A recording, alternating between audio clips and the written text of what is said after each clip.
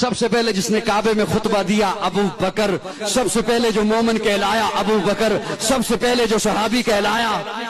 ابو بکر، سب سے پہلے جس نے 40,000 دینار آقا کے قدموں پہ رکھے ابو بکر، جس نے بلال کو آزاد کرایا ابو بکر، جس نے عامر بن مغیرہ کو آزاد کرایا ابو بکر، آقا چل کے جس کے دروازے پر گئے ہیں ابو بکر، آقا کو جس نے اپنے کندھے پہ اٹھایا ابو بکر، جو غار میں سب سے پہلے داخل ہوا ابو بکر، جس نے اپنی چادر کو پھاڑا سوراخوں کو بند کیا ابو بکر، جس نے اپنی گود کا بستر بنایا ابو بکر، آقا کو جس نے اپنی گود میں سلایا ابو بکر، جس نے سانپ کا ڈسنا برداشت کیا آقا کو نہیں جگایا ابو بکر، جس کے آنکھ کے قطرے نبوت کے چہرے پہ آئے ابو بکر، آقا نے اپنا لعاب جس کی ایڑی پہ لگایا ابو بکر، جو غار سے سب سے پہلے باہر آیا ابو بکر، جو ام معبد کی جھونپڑی میں سب سے پہلے پہنچا ابو بکر، جس نے بکری کا دودھ دویا آقا کو پلایا خود خوش ہوا ابو بکر، جو قباء کے مقام پہ پہلے پہنچا ابو بکر، قباء کے مقام پہ پہنچ کر جس نے پیارے آقا پر اپنی چادر کو تان دیا ابو بکر، جس نے لوگوں کی غلط فہمی کو دور کیا